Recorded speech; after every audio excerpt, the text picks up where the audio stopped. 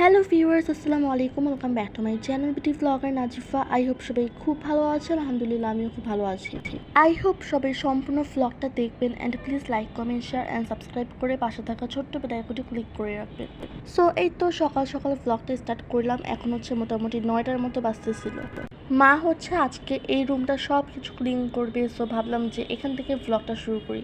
By the way, এই রুমটাতেই হচ্ছে দেখা যায় আমাদের সারাদিন থাকা হয়, সো এই রুম থেকেই হচ্ছে পরিষ্কার করা শুরু করেছে। এই ঝাড়ুটা যেমন আপনার মজবুত ছিল তেমনই হচ্ছে নরম ছিল উপরের সাইডটা, যার জন্য ঝাড়তে কোনো প্রবলেম হয়নি। উপরের সাইড ঝাড়ু দেওয়ার পর হচ্ছে আপনার জানালা পরিষ্কার করবে, মানে এই রুমে যা যা আছে সব কিছু হচ্ছে আজকে পরিষ্কার করা হবে। আমার মায়ের কিন্তু এইসব পরিষ্কার করতে অনেক বেশি কষ্ট হয়, দেখা যায় কি অনেক সময় নিয়ে ক্লিন করতে হয়। মা বলেছে কষ্ট হলে হোক, তা হচ্ছে আমারটা আমিই করবো, বিকজ আজ থেকে প্রায় 4 থেকে 5 বছর আগেই হচ্ছে আমাদের হেল্পিং হ্যান্ড ছিল, বাট তাকে হচ্ছে মানা করে দেওয়া হয়েছে, বিকজ তার কাজ হচ্ছে আমাদের একটু পছন্দ হতো না। বিশেষ করে মায়ের দেখা যেত কি সে যে কাজটা করেছে সে কাজটা আমার মাকে আবারও করতে হয়েছে। দেখা যেত কি ময়লা পানি দিয়ে সে পুরোটা বাসা কিংবা আপনার 3 থেকে 4টা রুমই পরিষ্কার করে ফেলতো, যেটা করা একদমই উচিত না। সেটা মা কেন, অন্য কেউ হলেও কিন্তু জীবনে মেনে নিত না। এরপর থেকে মা হচ্ছে ওয়াদা করেছে যে আর হেল্পিং হ্যান্ড রাখবে না, সো মায়ের যত কষ্ট হোক সে একাই করবে তার সংসারের কাজ। কথা বলার মাঝখানে কিন্তু অনেক কিছুই দেখিয়ে ফেলেছি। সো এই তো লাস্টের দিকে হচ্ছে ফ্যানটা পরিষ্কার করার পরই হচ্ছে বেডশিটটা চেঞ্জ করে ফেলবে, যেহেতু ময়লা পড়েছে। আজকে হচ্ছে অনেক মাস পর আপনার এই চাদরটা বিছানো হয়েছে। এই চাদরটা না আসলে ইউজই করা হয় না তেমন। আর বাই দ্য ওয়ে, আমি কিন্তু আজকে আমার রুমের যে আলমারিটা আছে সে আলমারিটার বাম সাইডটা আমি কেমনে গুছিয়ে রাখি সবসময় সেটাও শেয়ার করব। ফাইনালি মায়ের কাছে সাহায্য করার পর হচ্ছে আমি আমার রুমে চলে আসলাম। আর এই তো এটা হচ্ছে আমার আলমারির বাম সাইডটা।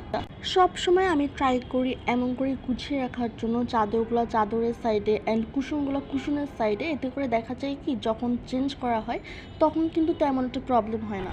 আর বাকি যে দুইটা সাইড আছে সেই দুইটা সাইডে হচ্ছে আমাদের যে ড্রেসগুলো আছে আমরা যেগুলো বাহিরে পরে যাই বা দেখা যায় বাসায় পরি, সেগুলো হচ্ছে বাকি দুটা সাইডে রেখেছি। আর দেখেন নিচে হচ্ছে আমার যে হিজাবগুলো আছে বা আপনার কোলবালিশের যে কভারগুলো আছে সেগুলো রেখেছি। আমার এই গোছানোগুলো আপনাদের কাছে কেমন লেগেছে অবশ্যই কিন্তু কমেন্টস করে জানাবেন। আর এই তো যে চাদরগুলো হচ্ছে আপনার চেঞ্জ করা হয়েছে সেগুলো হচ্ছে ওয়াশিং মেশিনে দিয়ে দিয়েছি। যেদিন হচ্ছে চাদর আপনার ওয়াশিং মেশিনে দেওয়া হয় সেদিন ট্রাই করি একটু সকাল সকাল দেওয়ার জন্য, যেহেতু চাদরটা একটু ভারী টাইপের তাই শুকাতেও কিন্তু অনেক বেশি লেট হয়। সকালবেলা হচ্ছে একটু রোদের দেখা পেলেও সারাদিনে কিন্তু আর পাই না, ওয়েদারটা একটু চেঞ্জ হয়ে যায় দুপুরের পর থেকে। এই রুমটা কিন্তু সম্পূর্ণ পরিষ্কার করা ডান, তাই একটু শেয়ার করে দিচ্ছি ফাইনাল লুকটা। আমার বাবার যে পরিচিত একটা হাসপাতাল আছে সেই হাসপাতালে হচ্ছে আপনার নতুন ফার্মেসি চালু হয়েছে, আর সেদিনই হচ্ছে আপনার দোয়া পড়িয়েছে। সো সবাইকে পরে হচ্ছে এক বক্স করে এইসব পোলাও রোস্ট দিয়ে দেয়। সে সময়টাতে হচ্ছে আমরা আবার লাঞ্চ করছিলাম, সো এর মাঝখান দিয়ে হচ্ছে বাবা নিয়ে আসে। পোলাওয়ে হচ্ছে আপনার একটু লবণটা কম হয়েছিল, আর রোস্টের সাথে তেমন কোনো ঝোলই দেয়নি, পুরো শুকনো ছিল। আর পোলাওয়ের সাথে হচ্ছে আপনার মোজো দিয়েছিল। পরে হচ্ছে জাস্ট ভিডিও করার জন্য আমি একটু আয়নার সামনে নিয়ে আসি, অ্যান্ড ঝাঁকানোর পর যে আপনার বাবলসের মতো ফুটে ওঠে এটা দেখতে আমার কাছে অসম্ভব ভালো লাগে, তাই আমি হচ্ছে ইচ্ছা করেই করছিলাম। পরে ভাবলাম আপনারাও তো আমার ফ্যামিলি, তাই আমি যা যা করি যেটা যখন করি তখনই শেয়ার করার ট্রাই করি। দুপুরে লাঞ্চ কমপ্লিট করার পরই হচ্ছে ওয়েদারটা চেক করার জন্য চলে আসলাম, বিকজ আমি আর মা হচ্ছে এখন একটু বের হব। দেখেন কি পরিমাণে রোদ, আমি আর মা হচ্ছে বের হব, জাস্ট অর্ধেক চলেও গিয়েছি তখনই হচ্ছে বৃষ্টি আসবে এমন একটা ওয়েদার হয়ে গিয়েছে। তখন গাইজ বিশ্বাস করেন আমার মেজাজটা এত গরম হয়ে গিয়েছে, বিকজ বাইরে থাকা অবস্থায় যদি বৃষ্টি হয় তাহলে আমার কাছে খুব বেশি বোর লাগে। রাস্তায় তো তখন হাঁটাই যায় না, হাত পায়ের অবস্থা খুব খারাপ হয়ে যায়। আর বাই দ্য ওয়ে, যে ঘড়িটা শেয়ার করেছিলাম সেই ঘড়িটা হচ্ছে আমার নানা ভাই আমাকে দিয়েছে।